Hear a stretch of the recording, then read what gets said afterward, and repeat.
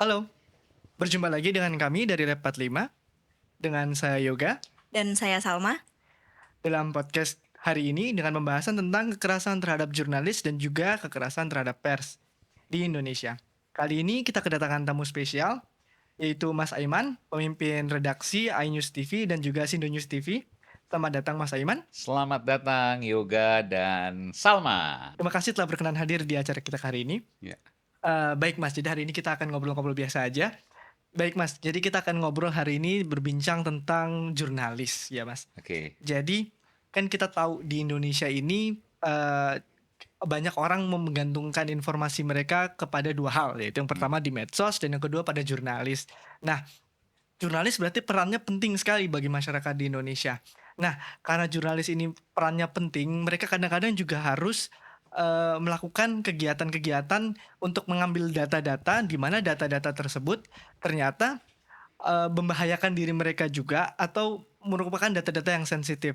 Nah, seperti yang kita lihat padahal, di Indonesia sendiri, di Undang-Undang tentang Pers pasal 8 kita melihat bahwa, dalam melaksanakan profesinya wartawan itu ternyata mendapatkan perlindungan secara hukum.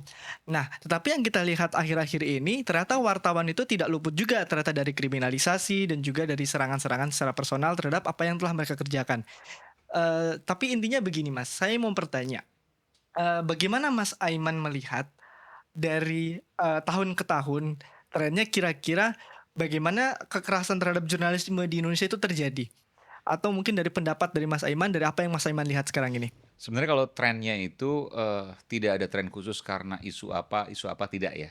Tapi bahwa ada kekerasan terhadap jurnalis yang sporadis, yang acak gitu maksudnya. Itu ya kita lihat sampai sekarang kan. Seperti yang terakhir yang kita dengar di Sumatera Utara di mana ada satu keluarga jurnalis terlepas dari latar belakang dan lain sebagainya itu menjadi korban. Tentu soal latar belakang, ada yang mengatakan siapa yang menuai, ada yang menabur dan seterusnya itu kan bicara soal data yang berikutnya. Tapi bahwa ada seorang jurnalis yang kemudian rumahnya dibakar, ia dan istri serta anaknya ya, Ya. yang kemudian meninggal itu kan sebuah fakta yang miris yang harus kita hadapi saat ini. Ada beberapa yang lain juga yang kita jadi perhatian seperti misalnya pemukulan pada saat unjuk rasa, kemudian pada saat ya yang paling banyak unjuk rasa ya, atau misalnya pada saat ada konflik di dua kelompok lalu kemudian meliput, lalu kemudian ada pemukulan dan lain sebagainya. Itu kan bagian dari intimidasi terhadap jurnalis. Tapi kalau dilaporin nggak ya? Baik Mas. Jadi kan kalau kita simpulkan tadi, mungkin ada kegiatan ada kekerasan-kekerasan yang terjadi terhadap jurnalis Ya. ketika mereka melakukan pekerjaan mereka. Yang tadi saya dengar itu ada kekerasan-kekerasan seperti kekerasan fisik dan juga kekerasan verbal. Hmm. Apakah jurnalis itu sering kali mengalami hal tersebut begitu dalam daily uses mereka? Kalau sering, saya berlebihan kalau dikatakan sering, tapi selalu terjadi iya, karena Selalu setiap terjadi? tahun datanya ada, nanti bisa dilihat ya, setiap tahun datanya ada. Ini datanya ada kan, setiap tahun baik itu kekerasan secara fisik ya yang kita lihat, ataupun kekerasan misalnya secara verbal terutama untuk perempuan itu banyak juga kan, ada laporannya beberapa. Kemudian juga ada, hal-hal yang sifatnya intimidatif itu juga ada. Tapi bukan hanya itu, tentu dari jurnalis yang nakal juga banyak, yang dia menggunakan kewenangannya, dia menggunakan apa kemampuannya ataupun medianya dan sebagainya untuk kemudian dia melakukan hal-hal yang tidak terpuji gitu kan, memeras, lalu kemudian melakukan penipuan dan lain sebagainya. Itu juga hal yang harus diberantas juga. Jadi dua sisi. Tapi bahwa ketika bicara soal kasus kekerasan jurnalis tentu ini hal yang sangat miris. Kenapa saya katakan miris? Karena kita bicara seorang jurnalis bukan seorang jurnalis terhadap person orangnya gitu ya. Tetapi bagaimana kita melihat seorang jurnalis adalah pembawa pesan. Don't kill Oh, the messenger. Itu kan pesannya selalu yang kita iya. ingat ya secara umum. Jadi kalau seandainya ada sesuatu ya don't kill the messenger. Karena dia hanya menyampaikan pesan. Dia hanya mengolah pesan. Dan pesan itu ketika sebuah fakta, ya don't kill the messenger. Gitu. perbaiki situasinya, perbaiki kondisinya. Kalau seandainya ada intimidasi, apalagi sampai kekerasan, apalagi sampai pembunuhan, itu yang rugi siapa? Publik, masyarakat, warga. Kenapa? Karena ada satu yang melakukan kekerasan itu menjadi pesan bagi yang lain. Saya, ya waktu itu mungkin ada pada perdebatan ya, tapi saya masih wartawan waktu itu. Ketika saya dilaporkan, saya cerita aja nih, saya Ya. cerita ya, saya cerita terbuka kan itu teman-teman jurnalis yang lain tuh sampaikan ke saya, "Kalau Mas Aiman saja bisa seperti ini kan, gimana kami-kami?" Gitu. Mmm. Mmm, Nah, apa yang mau saya sampaikan di situ, bahwa, eee kekerasan terhadap jurnalis, intimidasi terhadap jurnalis, lalu kemudian, apa ya yang terkait dengan jurnalis, itu membuat jurnalis lainnya berpikir 2 kali, 3 kali, bahkan 1000 kali untuk melakukan hal yang berani, hal yang memang seharusnya dilakukan oleh jurnalis. Kadang dia terlalu bermain hati-hati dan lain sebagainya, akhirnya normatif. mmm, Oke. Siapa yang rugi kemudian? Ini kita bicara jangka panjang, ini kan nggak banyak yang nggak terpikir nih. Iya. Ketika ketakutan itu muncul di kalangan jurnalis, maka pesan yang dihasilkan oleh sebuah media yang diawaki oleh jurnalis-jurnalis ini menjadi pesan yang hambar, normatif. normatif, menjadi pesan yang mungkin Cari main aman. aman Iya, cari gitu aman. dan seterusnya. Yang rugi siapa? Publik. Publik. Fakta yang sesungguhnya tidak terbuka, Mmm. fakta yang sesungguhnya tidak terbongkar. Nggak semua jurnalis memiliki keberanian untuk kemudian mendobrak hal-hal tersebut gitu. Nah, ini yang tentu jadi catatan. Karena begini, kita bicara soal jurnalis, mungkin bukan hanya seorang dia kan punya keluarga, ya kan? Dan keluarga mungkin kalau seandainya merasa ada intimidasi, keluarganya kan juga merasa terintimidasi. Belum lagi di sekolah anaknya dan lain sebagainya, gitu. Saya pernah mengalami itu soalnya. Ya hal-hal seperti itu ya. Jadi hal-hal seperti itu yang kemudian menjadi berat. Mungkin jurnalisnya kuat, tapi keluarganya kan belum tentu. Mhm. Ya, saya alhamdulillah ya, saya dianugerahi keluarga yang alhamdulillah sampai detik ini mereka masih mendukung saya dengan segala, eee eee, resikonya gitu kan. Iya. Tapi kan kita nggak bisa menggebiah-uyah semua sama. Iya. Tapi pada intinya bahwa hal yang, penting adalah tetap menyuarakan kebenaran. Saya punya Iya. prinsip, katakan kebenaran, kendati itu pahit, dan itu selalu saya pegang, gitu. Tadi kan ini data berbicara ya Mas, kekerasan itu selalu terjadi gitu, tiap tahunnya ada. Nah, kalau dari media sendiri Mas, atau bahkan jurnalisnya atau dari medianya sendiri ada upaya preventif begitu nggak sih Mas, untuk, at least meminimalisir risiko lah. Kalau misalnya mungkin mau liputan seperti tadi, ada kemungkinan, terjadi kekerasan itu di unjuk rasa ya, kemungkinan lebih Mhm besar mhm. begitu ya. Apakah ada tindakan-tindakan preventif begitu dari jurnalis atau dari medianya itu Oh, sendiri? kita ada, itu 3SK sendiri tuh. Oh, yes. Ada pelatihannya. Kita, bagi jurnalis baru tuh ada pelatihannya, reporter yang baru yang benar fresh graduate Mmm. itu ada pelatihan. Saya dulu waktu tahun 2002 pertama kali masuk, jadi wartawan itu juga pelatihannya sekitar 3 bulan, 3 bulan ya. 2 bulan di kelas, 1 bulan praktek sambil praktek gitu ya. Dan itu ada trik, tips and tricksnya, lalu kemudian bagaimana misalnya ada dua kubu ya antara pengunjuk rasa dengan pihak aparat keamanan, kita posisinya di mana itu ada pendidikannya. Lalu kemudian supaya dapat gambar yang tetap signifikan, tetap bagus, tapi tetap aman. Mhm. Terus peralatan-peralatannya di kami ya di iNews itu kami menyiapkan helm, terus kemudian rompi, bahkan rompi anti peluru kami punya. Karena kan beberapa teman kami juga berangkat ya ke perbatasan Gaza dan kami punya liputan eksklusif di sana. Nah, itu. Nah, hal-hal seperti itu yang kemudian kami jaga. Jadi pendidikan dan juga aspek preventif tadi misalnya helm dan lain sebagainya. Untuk unjuk rasa misalnya dengan menggunakan, gas air mata, posisinya di mana, apa yang dibawa, apa yang dikenakan, helm dan seperti apa dan seterusnya. Itu yang kemudian, ada pendidikan, ada apa namanya, bukan pendidikan, ada trainingnya sendiri untuk, bisa mengetahui itu. Nah, itu tadi kan sudah dilakukan gitu ya, Mas, tapi nyatanya, tetap terjadi aja gitu, setiap tahunnya masih ada. Kira-kira nih, Mas, apakah sudah ada juga upaya dari pemerintah atau mungkin lembaga terkait gitu ya, organisasi masyarakat sipil gitu, yang Ya. mengadvokasi ini atau mungkin, mendesak untuk, pemerintah itu membuat perlindungan yang lebih, apa ya, nyata gitu terhadap jurnalis? Toh di undang-undang juga sebenarnya udah ada kan tadi di pasal 8 gitu, tapi kekerasan masih tetap ada.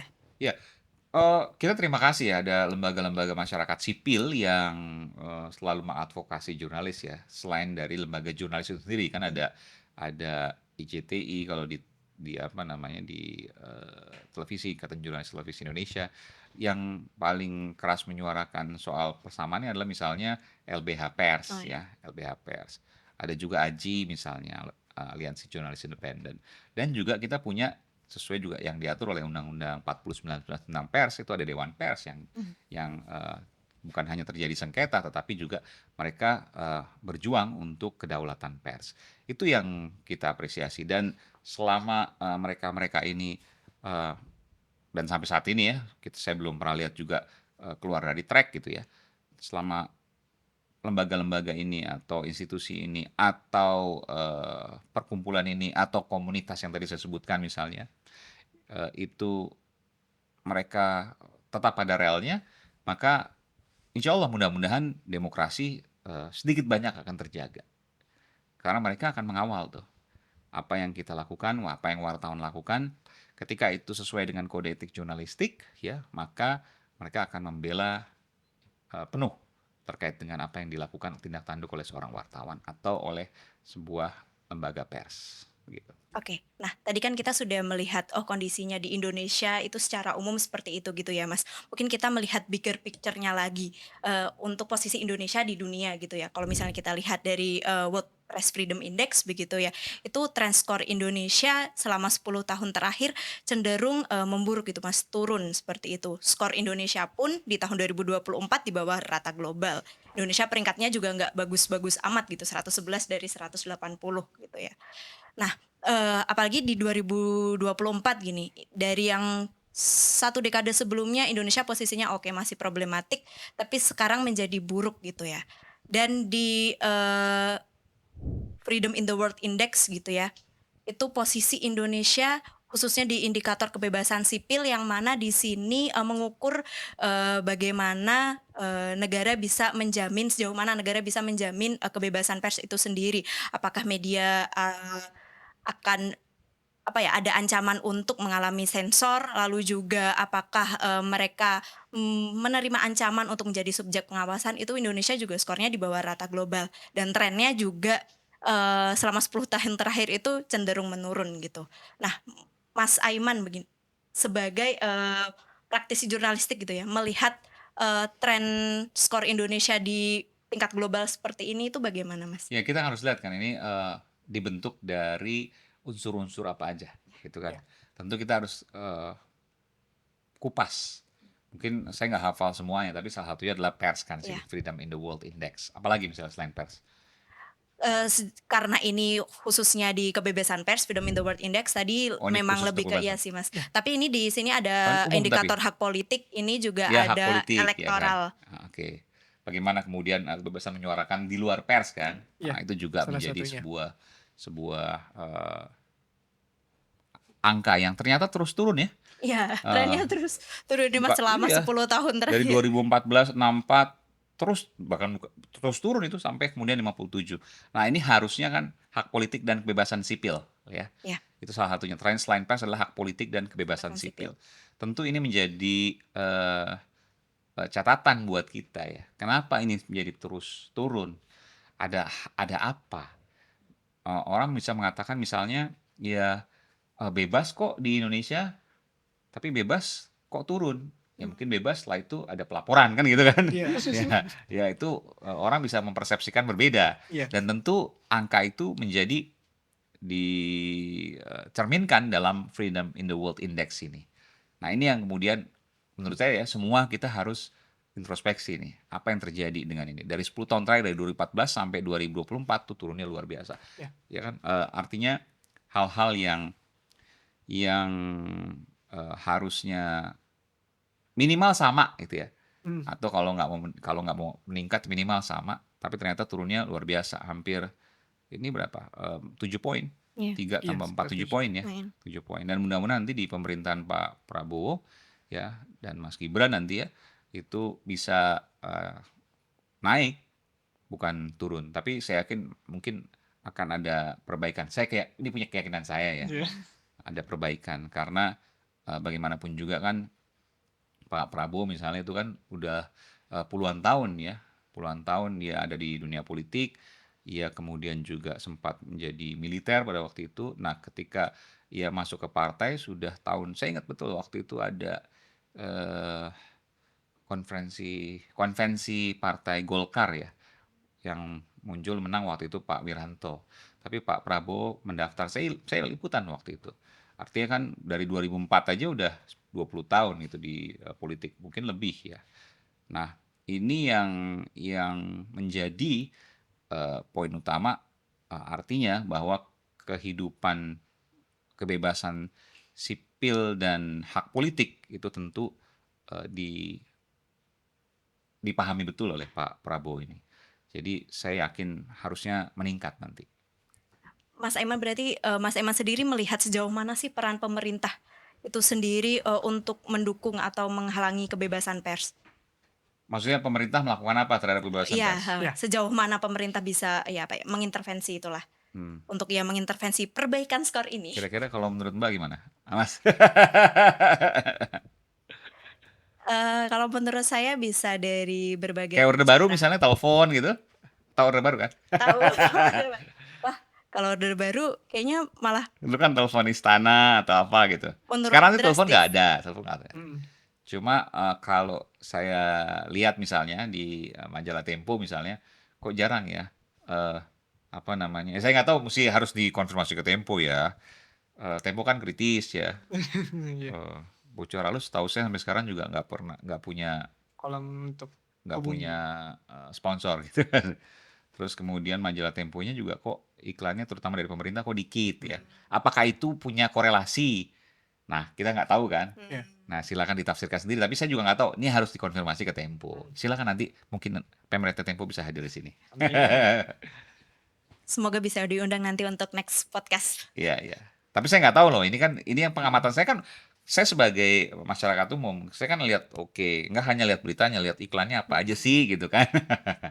Berarti memang bagaimanapun kita tidak bisa menampik ya Mas kalau misalnya dukungan ekonomi itu sangat penting untuk media. Sekarang media itu saya boleh katakan tidak dalam kondisi yang baik-baik saja. Semua media loh. Iya. Kenapa tuh, Mas? Koran, apalagi ya, surat kabar, cetak. Portal juga demikian, .com. TV juga demikian. Kenapa? Karena memang sekarang kita sedang mengalami penurunan dari sisi ekonomi yang cukup luar biasa sejak COVID lalu sebenarnya. Oh, Sampai sekarang sempat naik, tapi kemudian sekarang stagnan. Menjelang pemilu ini kan sejak 2023 lalu sampai hari ini menjelang pilkada ya, Hmm, kan pengusaha masih menanti-nanti. Jadi masih dalam proses ketidakpastian buat mereka, gitu ya. Nah, untuk spending dan lain sebagainya, mereka pasti akan berpikir hati-hati sekali. Nah, ketika pengusaha itu spendingnya atau belanjanya itu kemudian atau ekspansi perusahaannya tertahan, yang dikorbankan kan pertumbuhan ekonomi dan seterusnya. Kita bisa lihat PHK massal banyak sekali dan iya. meningkat. Deflasi sekarang, harga-harga turun malah. Deflasi itu bukan berarti bagus loh. hmm, Artinya apa? Bisa jadi karena disebabkan oleh ketiadaan daya beli. Hmm. iya, Sehingga nggak ada yang beli, harganya turun kan gitu ya. hmm, Nah, lalu kemudian ini berdampak pada media. Kenapa? Karena media kan mengandalkan pada ADEX. ADEX itu eh, apa namanya? Advertising. Ad- Belanja iklan lah, belanja. belanja iklan ya. Belanja iklan supaya gampang nih, belanja iklan. Nah, kalau belanja iklan alias promosinya itu, kalau perusahaannya itu sedang tidak baik-baik saja, bukan perusahaan media nih, perusahaan di luar ini, yang pengusaha tadi tidak melakukan ekspansi perusahaan, ya kalau nggak ekspansi apa yang mau dipromoin kan gitu. iya, Kalau nggak ada hmm, aksi korporasi, apa yang mau dipromoin, apa yang mau diiklanin. Nah, kita sekarang dalam masa itu. Jadi mungkin saya nggak tahu apa, nanti mesti ada kajian. Pilpres, Pileg, dan Pilkada jangan di tahun yang sama. Kan waktu itu sempat ingin dipisah tuh. Jadi yang pusat misalnya Pilpres dengan pemilu apa namanya? Pemilu DPR ya, Pileg DPR itu di tahun yang sama 2024. Nah, pilkada dengan legislatif yang di daerah, DPRD kabupaten kota dan juga provinsi itu di 2027, beda berapa tahun tuh? 3 tahun. Nah, waktu itu sempat ada wacana begitu kan. Mmm, Nah, jangan-jangan itu solusi yang bagus. Supaya bisa Iya, peran masuk. supaya bisa itu. bouncing lagi, Iya. supaya bisa naik lagi. Karena setelah pemilu kita pikir naik, enggak juga. Karena menunggu pilkada juga. Karena kan Mhm. semua daerah 99% daerah kecuali Yogyakarta ya. Iya. Yogyakarta. Semua daerah yang ada di Indonesia ya, itu kemudian dilakukan pemilihan. Artinya kalau di pusatnya oke, sudah selesai, tapi di daerah kan belum. Mhm. Nah, ini kan mengandung ketidakpastian bagi Mhm. pengusaha sehingga aksi korporasi tadi tertahan. Impact-nya apa? Banyak media sekarat loh sekarang. Mmm. Iya. Banyak. Gitu. Nah, kalau misalnya melihat tadi Mas, itu apakah sebenarnya juga ada peran karena apa ya, pergeseran sebelumnya analog terus sekarang, banyak yang bergeser ke digital gitu ya. Perbedaan platform ini apakah juga menyumbang apa ya, faktor signifikan gitu untuk menurunnya revenue itu Mas, akhirnya jadi mengganggu ya kesehatan media itu sendiri gitu? Saya nggak menafikan ada, tapi yang paling besar adalah penurunan dari skala ekonomi kita saat ini. Karena kalau skala ekonominya bagus, bisa jalan kok. Tapi kalau skala ekonominya turun, ditambah tadi ada eh, perpindahan dari analog ke digital, Mhm. nah itu yang jadi masalah. Jadi tapi yang paling besar adalah ya skala ekonominya harus diakui turun memang. Apa namanya, kondisi ekonomi kita juga sedang tidak terlalu baik kan sekarang. Dan itu yang mempengaruhi juga ke media. Kita kembali lagi ke kebebasan pers ini Mas, dengan adanya platform digital gitu, digitalisasi lalu juga, ada media sosial begitu ya. Sejauh mana sih ini kan kita kalau misalnya ada media sosial secara person pun kita tidak perlu harus menjadi jurnalis gitu untuk menyampaikan informasi kepada Sekarang bisa publik semua. gitu, kayak semuanya Followers bisa. banyak juga bisa Iya kok. betul, saya kayaknya bisa nih, Wah, iya ngasih iya. informasi ke Nah, followers-followers saya gitu iya kan. iya. Nah, itu Dan sejauh sekarang mana nggak sih hanya followers loh. Kan sekarang sistemnya mereka gulung di luar iya, followers Oh kan. iya. Mhm. Dan bisa itu bagus masuk sekali menurut saya. FYP. Iya, Orang FYP. lain gitu. Heeh. Nah, Jadi udah 2000 likes aja tuh udah bisa FYP tuh. sejauh mana sih Mas ini bisa mempengaruhi kebebasan pers? Sangat, sangat mempengaruhi dan menurut saya sangat positif ya. Jadi ketika misalnya pers itu, jadi pers melihat netizen ya kita bicara. Iya. Kalau memang banyak dan sebagainya dan tentu kita cerna dan analisa, nggak langsung kita jadikan kesimpulan, enggak. Karena bisa jadi kan tuh ulah buzzer dan lain Mhm. sebagainya. Tapi kita cerna dan analisa. Ketika itu kemudian kita identifikasi sebagai hal yang memang secara fakta benar, faktual benar, punya hipotesis kebenaran setidaknya, itu menjadi energi buat kami. Sekarang kan lebih rame di media sosial dibanding di media konvensional, betul kan? Iya. Nah, cuma kebenarannya kan kita belum tahu. Perlu dipertanggungjawabkan, ya. Iya. Nah, kitalah media ini menjadi clearing house, menjadi rumah penjernih. Yang seru-seru tadi, kalau memang benar ya kita angkat ke media, nggak ada masalah, media massa nasional. Mhm. Tapi kalau salah, ya kita harus sampaikan juga bahwa itu salah. Jadi menjadi rumah penjernih. Itu yang menjadi kewajiban media saat ini. Gitu. Itulah kenapa kemudian media massa konvensional atau media massa mainstream ya, Mhm. televisi utamanya masih menjadi pilihan pemirsa atau Mhm. pilihan publik yang paling tinggi. Nanti bisa dilihat surveinya. Kenapa? Karena satu, TV itu bahasanya ringan.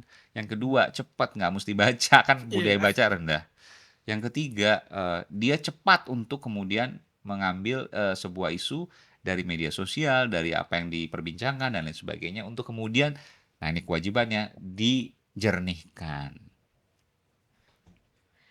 Nah, dengan kondisi kebebasan pers di Indonesia yang seperti ini Mas, bagaimana sih Mas Aiman melihat hubungan dari kebebasan pers dengan, kondisi demokrasi suatu negara?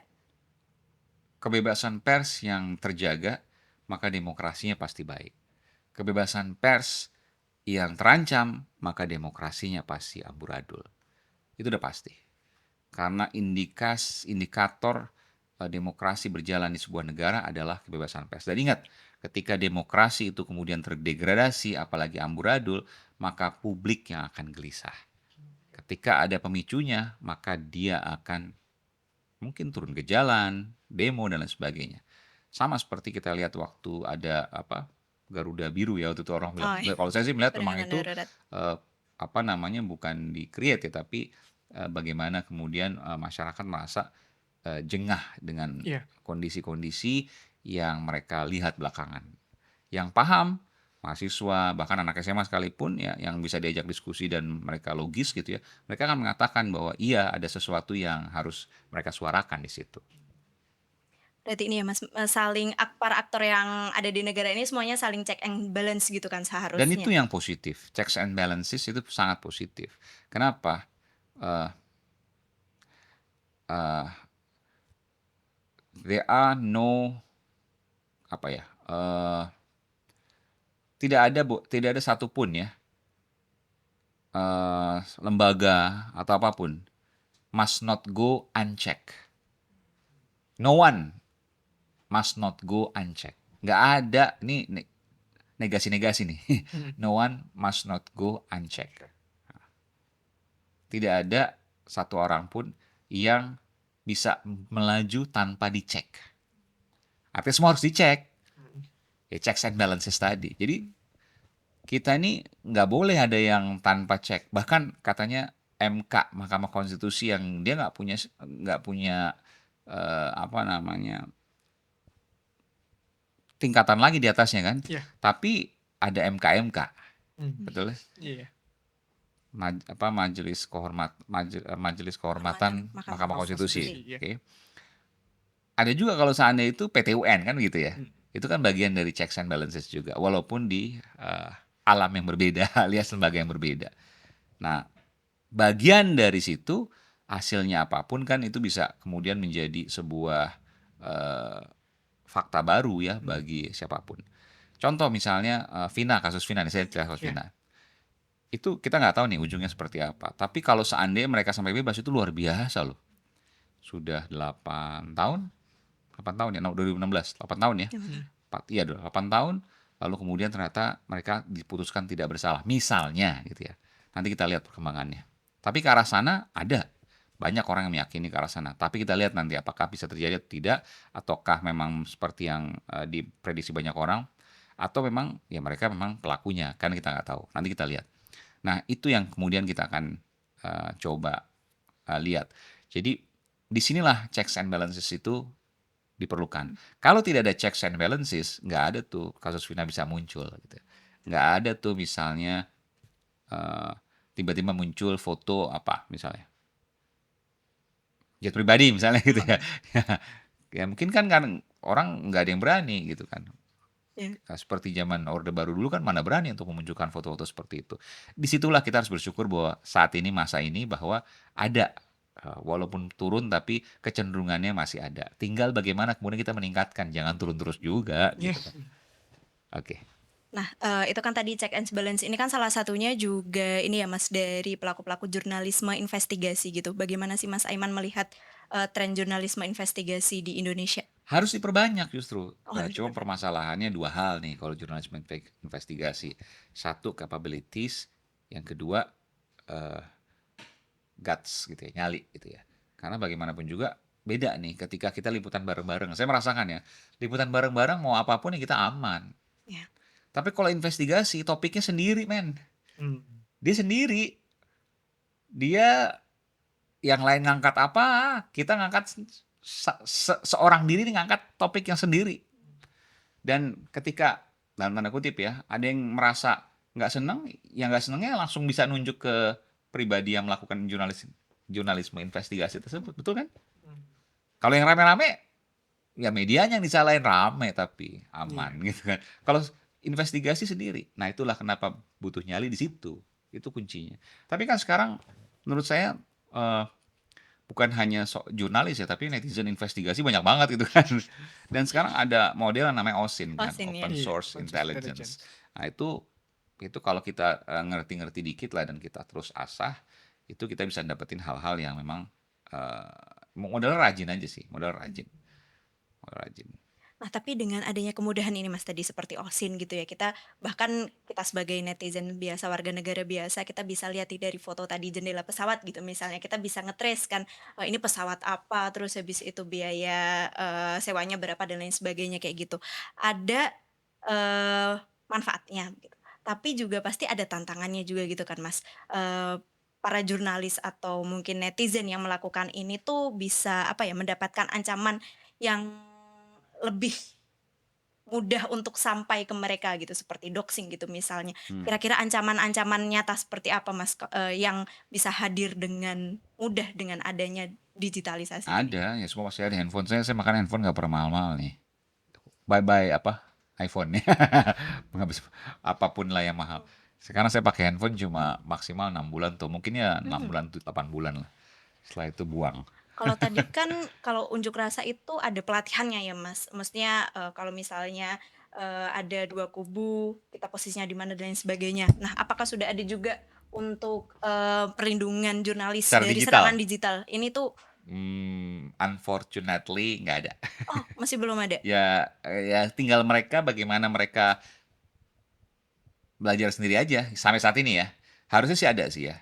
Mungkin pelatihan-pelatihan sesekali mungkin ada tapi belum jadi tujuan utama. Berarti masih inisiatif pribadi seperti tadi Mas Aiman, "Oh, saya ganti handphone Iya, setiap 6 bulan atau sekali." pakai Kaspersky bayar yang versi bayar gitu kan. Gitu. Tapi cukup kok maksud saya kalau seandainya itu kita tahu kan. Nah, cuma kan sekarang juga alat sadap juga kan canggih-canggih. Ada yang zero click ya. Zero click, Mmm. Nah, Pegasus. zero click kan tentu ya kita nggak bisa ini. Kalau yang lain kan biasanya ada one click minimal atau Mmm. two clicks ya. Nah, itu mungkin masih bisa kita antisipasi. Tapi kalau zero click ya gimana gitu. Kira-kira yang seharusnya bertanggung jawab di sini Mas, untuk ya tadi tindakan preventif atau sebisa mungkin melindungi jurnalis yang memiliki tanggung jawab lebih untuk melakukan itu, menurut Mas Aiman siapa dan bagaimana? Satu, negara. Bagaimana tuh? Ya harus dengan legowo melindungi jurnalisnya karena dengan begitu checks and balances terjadi. Kalau tidak ada checks and balances maka justru itu apa ya kalau di agama namanya istidroj. Jadi dibiarkan senang gitu ya. Oh, Tiba-tiba nanti bubble, mmm, silent majority, spiral of silence kalau dalam ilmu komunikasi. Karena kegundahan yang dirasakan makin menggunung tapi tidak ada aspirasi untuk menyampaikan. Itu bahaya buat sosiologis masyarakat. Nah, oleh karena itu biarkan pers itu menjadi tajam, tapi dia harus faktual. Ketimbang pers yang dibungkam, masyarakat maka akan juga takut untuk menyuarakan. Dan itu akan membentuk spiral of silence. Dan itu berbahaya buat kehidupan demokrasi kita. Satu saat akan meledak, kan gitu. Nah, itu jangan sampai terjadi di negara kita. Ya sekarang salah tidak, satunya kemarin sekarang tidak. Yang mana? menurut Mas apakah peringatan darurat kemarin tren itu juga merupakan salah satu, apa ya, titik kulminasi spiral of silence itu? Betul, betul. Itu tapi masih dalam tahap yang sangat ringan ya, gitu. Karena kan berkali-kali mereka melihat ya, lalu kemudian tidak bisa berbuat apa-apa. Yang mereka bisa lakukan apa? Ya unjuk rasa kan gitu. Dengan damai harus ya. Nah itu. Nah bayangkan kalau seandainya itu terjadi berkali-kali lipat, semakin dibungkam ya semakin bahaya kan gitu. Nah oleh karena itu pers biarkan, pressure group, grup penekan biarkan.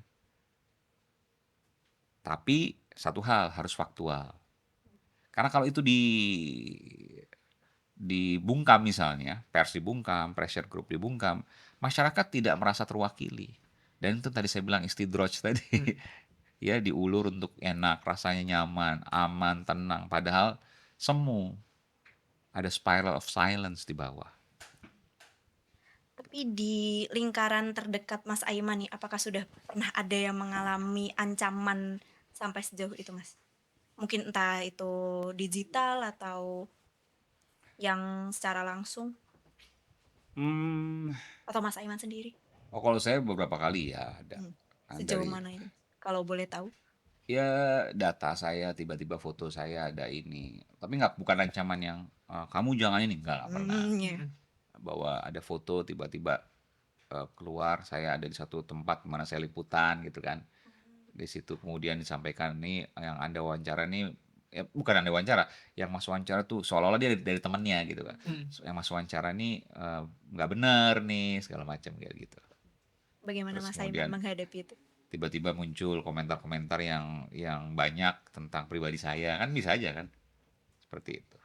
Tiba-tiba muncul juga, Aiman tiba-tiba tahu akun apa itu. Aiman apa tuh sama artis siapa gitu kan. Padahal kita aduh luar biasa lah kayak itu.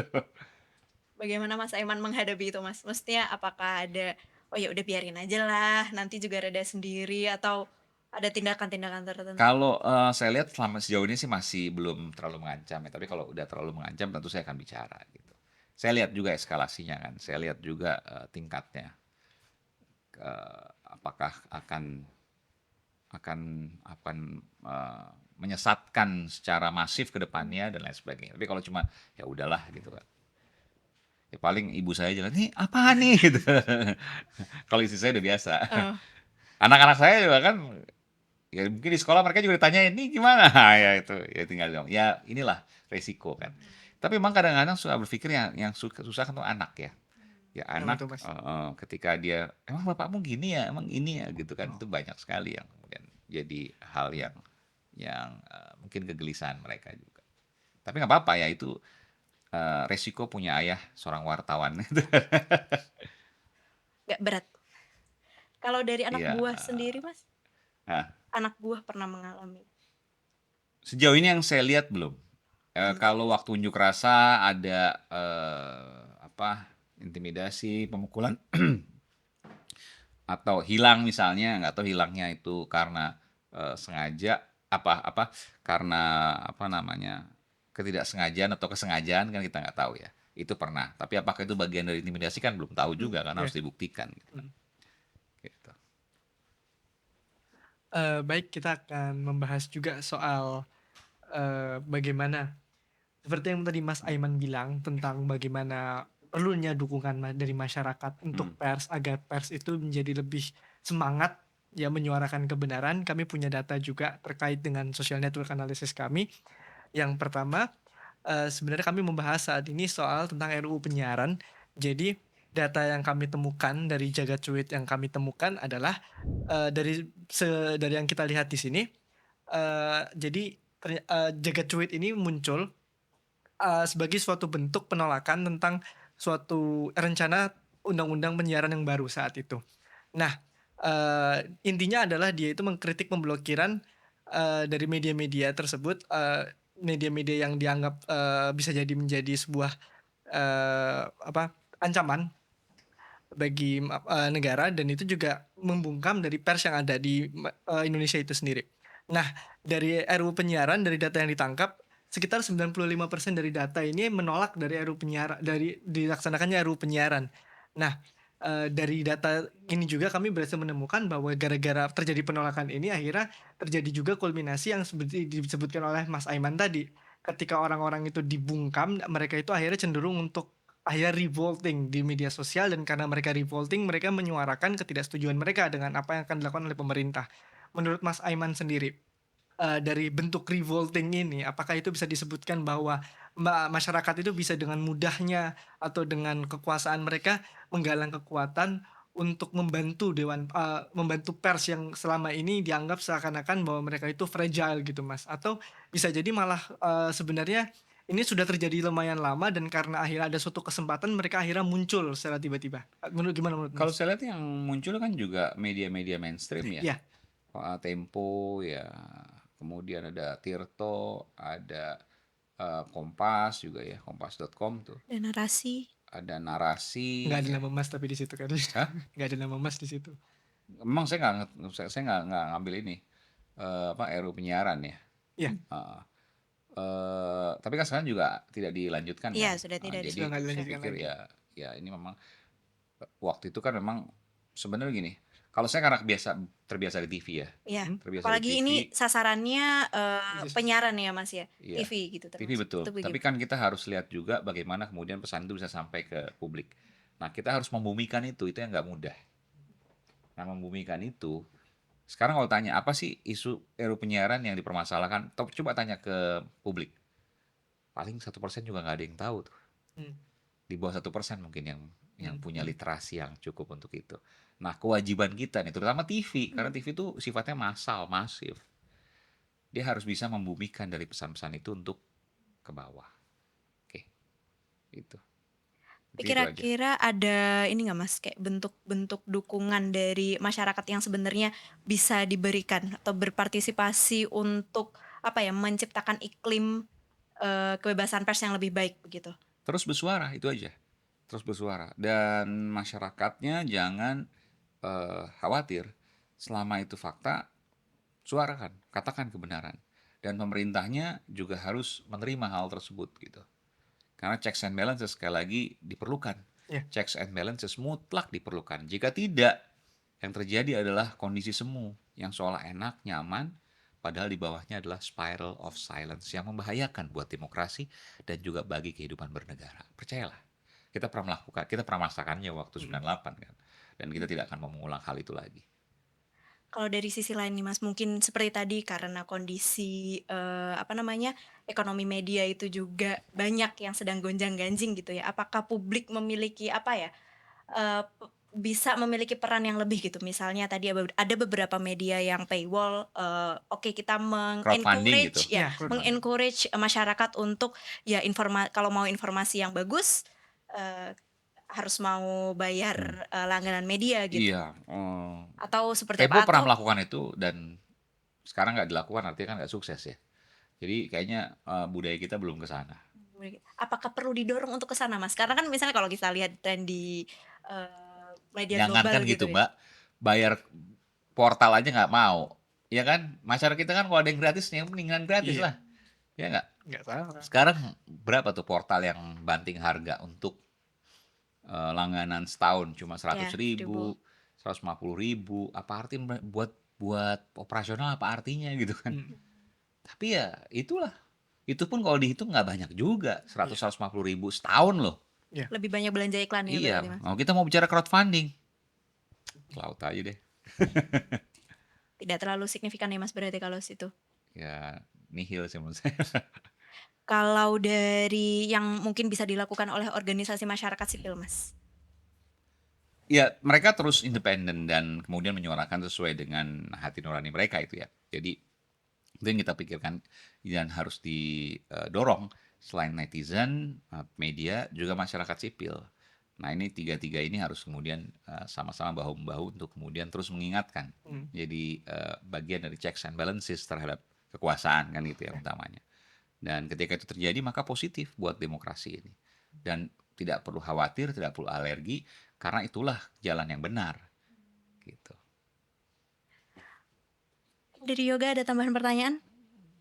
Dari saya mungkin begini, dari masyarakat Indonesia yang begitu banyaknya, eee, apa yang mereka pikirkan tentang pemerintah, apa yang mereka pikirkan tentang politik, dan bagaimana mereka mengakses pada media digital juga. Apa menurut, Mas, mungkin pandangan atau kata-kata dari Mas tentang bagaimana seharusnya masyarakat itu menyikapi perbedaan pendapat mereka di sosial media, dan juga bagaimana media bisa menjembatani perbedaan yang ada di masyarakat? Media adalah cerminan masyarakatnya dan media selalu mengangkat isu-isu yang dekat dengan masyarakatnya. Jadi jangan khawatir karena media yang nggak mengangkat isu yang dekat masyarakat pasti ditinggal kok Mmm, dan nggak akan mungkin itu. Nah oleh karena itu biarkan media bekerja dengan independen. Kalau perlu eh, dukung ekosistem media, ya bukan kalau perlu malah wajib nih ya. Baik dari sisi hak cipta, copyright mhm, maupun juga dari sisi mungkin amunisi dalam tanda kutip pembiayaan ya atau iklan ya dipermudah, distimulasi ya sehingga mereka bisa tetap hidup. Dengan begitu checks and balancesnya akan berlangsung dengan berjalan, ya. baik gitu. Kan kasihan kalau seandainya ada media-media. Ini kita udah berapa kali ngelihat media tutup, banyak banget Ya. kan? Cuma waktu itu pernah Mas di sekitar tahun 2020 sempet ada yang, kesulitan gitu untuk Banyak secara banget. ekonomi kan waktu Iya. itu. Terus setelah itu ada gerakan untuk Great Journalism Needs Your Support gitu. Iya, tapi seberapa bisa bantu banyak yang tutup. Sampai 2023 kemarin aja masih ada yang tutup kan. Mmm. Gitu. Yang menyedihkan apa? Mungkin, itu saja dari kami. Kalau Baik. dari Mas Aiman ada closing statement nggak, Mas? Ya, bagi saya buka mata, buka telinga dan terus katakan kebenaran. Itu aja. Terus katakan kebenaran teman-teman. Iya. Jadi buka mata buka telinga untuk dapetin data. Oke. Setelah dapetin data, analisis, diolah, katakan kebenaran. Oke, siap. Nah, baik, terima kasih banyak Mas Makasih. Aiman sudah berkenan hadir Sama dan yoga. jauh-jauh dari Lumayan ya. Jakarta Pusat ke Jakarta Timur. Dari Kebon Siri ke Cilangkap. ujung Cilangkap. Cilangkap Perbatasan Ujung. Bekasi nih. Iya. Iya, iya. Terima kasih juga udah diundang di Lab 45 yang tempatnya ternyata bagus banget. Jangan bosan-bosan Sama-sama. Mas nanti kalau misalnya Siap. kami undang oke. lagi ke sini. Terima Terima kasih kasih. banyak Terima kasih Mas. sama yoga. Sampai Salam. jumpa teman-teman.